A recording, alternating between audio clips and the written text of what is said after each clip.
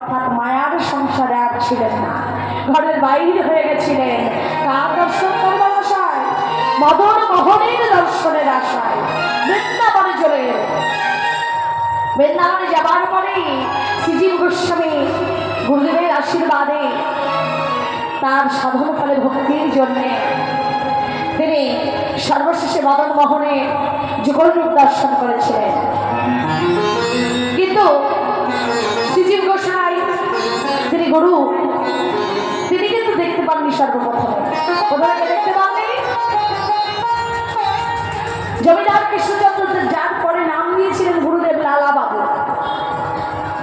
বাবা, সময় সংকীর্ণ পথগুলো করে যেতে হবে, তাই না? তাই এই তত্ত্বটা সবারই জানা, কেননা প্রতি বছর এখানে হরিনাম যজ্ঞ হচ্ছে। এখানকার মানুষ প্রত্যেকটা প্যান্ডেলে, যেখানে আশেপাশে প্যান্ডেল আছে, সবাই গান শুনতে যায়, এটুকু আমি জানি।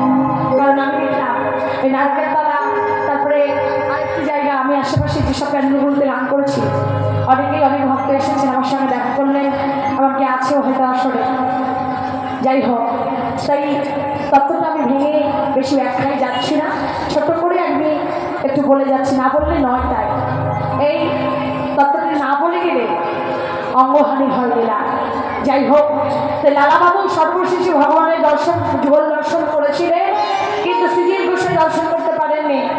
একমাত্র শিষ্যের ভক্তিতে, অর্থাৎ লালাবাবুর জন্যে, লালাবাবুর ইচ্ছায় ভগবান বলেছিলেন, লালা তুমি এক কাজ করো, তুমি তোমার গুরুদেবকে বলো তোমাকে স্পর্শ করতে, তাহলে তোমায় দর্শন করতে পারবে। তাই লালাবাবুকে স্পর্শ করলেন শ্রীজীব গোসাই। স্পর্শ করবার পরে লালাবাবু আর শ্রীজীব গোসাই দুজনেই আমার মদন মোহনের যুগল রূপ দর্শন করেছেন। তাই গৌর হরিবল হরিবল হরিবল হরিবল। তাই জীবন সত্য নেমে আসে,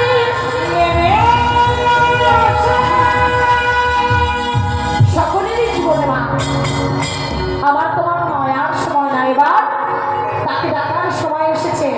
সময় গেলে সাধন হয় না। শিশুকালে কৃষ্ণ ভজন, কৃষ্ণ পাবে আসে, যৌবনে কৃষ্ণ ভজন, কৃষ্ণ আসে কি না আসে, আসে কি না আসে, কৃষ্ণ ভজন ওরে জমে না আসে। তাই কৃষ্ণ ভজন করবার সময় হচ্ছে শিশুকালে। সময় থাকতে সময়ের কাজ করতে হবে। তাই আজ গোবিন্দ আমার কি করলি? বেণুবৎস একত্রিত করবার জন্যে আজ তিনি তার বেণুবাদন করলেন। বেণুবাদন করবার পরে আর যখন ভগবান শ্রী গোবিন্দ বললেন, ওরে শ্রীরাম আর সময় নেই, এবার ঘরে যেতে হবে, আজ কি করলেন জানো?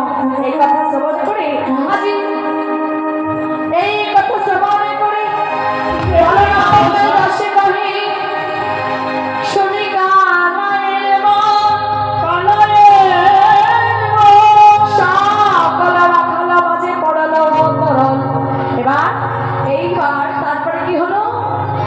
সবাই মিলে চলেছে কেমন ভাবি? আজি চাঁদ দিয়া